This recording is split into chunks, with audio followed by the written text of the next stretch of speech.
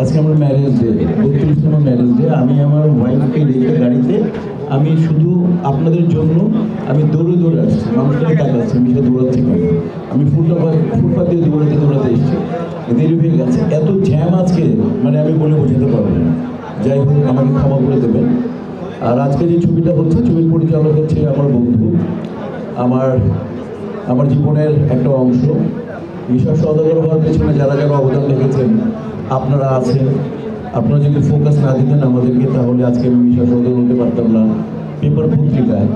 কিন্তু ফিল্মে আমার ক্যারিয়ারকে যারা স্থাপন করেছেন, যারা মিশা সওদাগর বানিয়েছেন, মিশা সওদাগর বানিয়েছেন, এর মধ্যে আমি যদি 3টি নাম নিই, এর মধ্যে এই 3টির মধ্যে একজন হবেন আমার বন্ধু, এই ছবির পরিচালক, এদেশের কমার্শিয়াল ছবির সবচাইতেই বলবো যে এই মুহূর্তে সবচাইতেই ফেমাস ডিরেক্টর বদিউল আলম খোকন। কারণ ও যখন একেবারে চিফ অ্যাসিস্ট্যান্ট মানে ডিরেক্টরের মতোই, তখন বাবু ভাইয়ের সাথে কাজ করতো, বাবু ভাইয়ের সাথে আমি কাজ করতাম, এম সরকারের সাথে কাজ করতো, ওস্তাদের সাথে তার সাথে কাজ করতাম। এরপরেও প্রথম ছবি করলো দানব, এবং দানবের নাম ভূমিকায় আমি অভিনয় করেছি। ওই ছবি ইনশাল্লাহ আমাদের সুপার ডুপার হিট। এই পর্যন্ত বদিউল আলম খোকন ছবি তৈরি করেছে, 34টা ছবি করেছে। এর মধ্যে আমাদের আগুন আমাদের ঈদে রিলিজ, রাইট? আগুন ঈদে রিলিজ মানে 34টার মধ্যে আমি অভিনয় করেছি 33টার জন্য। মানে আমার মনে পৃথিবীতে এরকম হবে কিনা আমি জানি না। মানে একটা পরিচালকের সাথে এমনই বোঝাপড়া যে যার 34টা ছবি 33টা ছবির আমি আর্টিস্ট। কাজে হচ্ছে, এবং বদিউল আলম খোকন সম্পর্কে একটা কথা শর্টলি বলে দিই। ফিল্মের কি অবস্থা, কি অবস্থানে ফিল্ম আছে, আপনারা ওয়াকি ভালো আছেন, এই ব্যাপারে যাব না। তবে খালি বদিউল আলম খোকন টিম সম্পর্কে বলতে চাই যে ফিল্মের টিম লাগে, যে সমস্ত পরিচালকরা তার দ্যুতি ছড়িয়েছেন, তার পারফরমেন্সকে তার মেধা দিয়ে আলোয় আলোকিত করেছেন। স্বাধীনতার পরে যে সমস্ত পরিচালকরা তাদের টিম ছিল, মনে করেন আমি মুমতাজুর রহমান আকবর, আমি এই যে মিন্টু ভাই, কাজী হায়াত, মানে যারা super duper hit, Narayan Ghosh, Mita, মানে জহির ভাই, সবাই তাদেরকে টিম ছিল। লাস্টে সবচেয়ে বড় স্ট্রং টিম ছিল, সেটা ছিল শহীদ ইসলাম খোকনের। তারপরে মুমতাজুর রহমান আকবরের টিম ছিল, স্ট্রং টিম। এরপরে আমার যতটুকু স্টাডি, এরপরে যেই পরিচালক তার টিমটাকে রেখে মানে ছবি করেননি, তার টিমটাকে একত্রিত করে সবসময় ছবি করে গেছেন, উনি হচ্ছেন বদিউল আলম খোকন। তো এই আমার দেখা, মানে আমার মনে হয় যে এরকম টিম আবার আদৌ হবে কিনা বা আমি দেখবো কিনা আমি জানি না। আমি আশা করবো যাতে হোক, কিন্তু লাস্ট আমার দেখা সবচেয়ে টিম নিয়ে কাজ করেন বদিউল আলম খোকন। মানে হবে ওইখানে মজরু ক্যামেরাম্যান হবে, ওইখানে ফাইট ডিরেক্টর আমাদের শ্রদ্ধেয় আরমান ভাই হবে, ওইখানে স্ক্রিপ্ট রাইটার থাকবে ইনশাআল্লাহ কমল ভাই অথবা আমাদের দুলাল ভাই।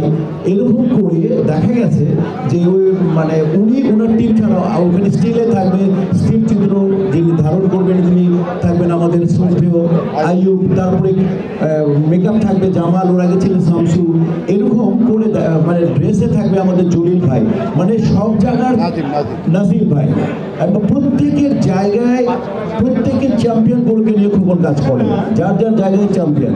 তো এই ছবির ব্যাপারে আমি খোকন সম্পর্কে এতদিন বললাম, এই খোকনই এবার ইন্ট্রোডাকশন করাতে যাচ্ছে, যে আগেবার নতুন মুস্তাফিজুর রহমান মানিকের ছবিতে কাজ করেছে। আমার বাম পাশে আমার ছেলে সমতুল্য মুন্না, এই মুন্নার সাহস আর সাহসিকতা সম্পর্কে আপনারা সবাই জেনে গেছেন যে এই অবস্থায় কমার্শিয়াল ছবি বানানো মানে হচ্ছে মানে আগুনে হাত দেওয়া, আগুনকে সীমিত করা একটা কঠিন কাজ।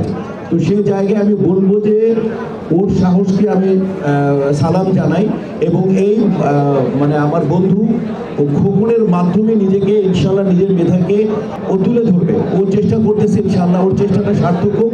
আর নতুনদের চেষ্টা সার্থক করার জন্য একমাত্র আপনারা সাহায্য করেন আমি জানি, এবং ও করে যাবেন যেভাবে আমাদেরকে করেছেন, আলেককে করেছেন।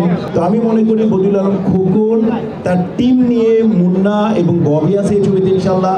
ববি অনেক লাকি একটা আর্টিস্ট, ম্যাক্সিমাম ছবি সুপার ডুপার হিট। তো আশা করি সবাই মিলে ইনশাল্লাহ আমরা একটা ভালো কিছু করবো, আপনারা সাথে থাকবেন, একটা ভালো কমার্শিয়াল ছবি আপনারা পেতে যাচ্ছেন। নেগেটিভ অ্যাটিটিউড শো করে নেগেটিভ কোনো কোশ্চেন করা উচিত না মনে হয়, তাই না?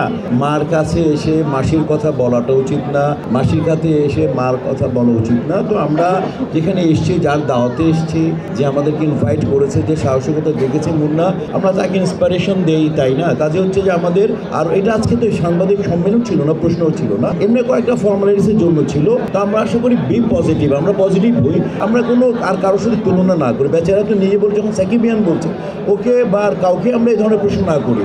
আমার মনে হয় আমরা সবাই পজিটিভ হই। হ্যাঁ, আচ্ছা, আমার বক্তব্যে বলেছি যে যেটা যিনি এই ছবির ডাইরেক্টর, যার 34টা ছবিতে 33টা ছবিতে আমি অভিনয় করেছি, আমি যদি অভিনয় ছেড়েও দেই, তাও যদি আমাকে বাসা থেকেও নিয়ে আসবে, আমি ওর ছবিতে অভিনয় করতে আমি বাধ্য হব। বদিউল আলম খোকনের সাথে যা আমার সম্পর্ক, সেটা পৃথিবীতে আর কারো কোনো ডিরেক্টর আর্টিস্টের নেই, কাজে আমি বাধ্য। প্রত্যেকটা ইউনিভার্সিটিতে যখন ফর্ম দেয়, ইউনিভার্সিটিতে যখন যে ক্রাইটেরিয়া দেয় যে এত পয়েন্ট থাকলে এই ফর্ম নিয়ে ভর্তি হবা, সবাই ইচ্ছা করে যে আমি ইউনিভার্সিটিতে ভর্তি হব। তসনস টিমের যিনি মেধাবী একজন ডিরেক্টর, অত্যন্ত মেধাবী একজন লোক, আমরা আশাই করতে পারি এটা পজিটিভ ছবি। বিগত তসনসেরটা তো আমরা জানি সুপার ডুপার হিট ছিল, এই তসনস ডেফিনেটলি ইনশাআল্লাহ ভালো যাবে, এটা আমরা আশা করতে পারি। কারণ এখানে সব proofed, director Badiul Alam Khokon proofed, national award winner Majnu cameraman proofed, Misha Sawdagar proofed, Alex তার জায়গায় সুপারস্টার ছিল, বদিউল আলম খোকন অনেক সুপারস্টার তৈরি করেছে, মান্না থেকে আরম্ভ করে বদিউল আলম খোকন অনেকে করেছে, আমাদের মতো মানুষকে করেছে। কাজে অলরেডি আমরা আশা করতে পারি যে আমরা একটা ভালো ছবি, যেহেতু হয় নাই, আমরা আশাই করতে পারি টিমটা স্ট্রং এবং সব এ ক্যাটাগরির টিম। আমরা ইনশাল্লাহ আশা করি প্রথম শ্রেণী একটা আনন্দ পেতে যাবে। আজকে আমার ম্যারেজ ডে 32তম, সেটা হচ্ছে যে আমি আসতাম না। খোকন যখন আমাকে বললো, আমি ফোন ধরতে আমার একটু ডিফারেন্ট ব্যস্ততা ছিল। আমি শুধুমাত্র একটু আগে বললাম, ওকে অ্যান্সারটা করে দিয়েছে। খোকন আমি যদি ধরো বয়সের কারণে বা সব সুরের কারণে অভিনয় ছেড়েও দেই, তাও যদি বদিউল আলম খোকন ক্যারেক্টার তৈরি করে আমাকে যদি বলে, ক্যারেক্টার তৈরি করুক না করুক, বদিউল আলম খোকন যদি বলে দোস্ত তোমাকে করতে হবে, আমি বললাম যে আমি করতে বাধ্য হব। তো এই ছবি কাজে বদিউল আলম খোকনের ছবির মহরত।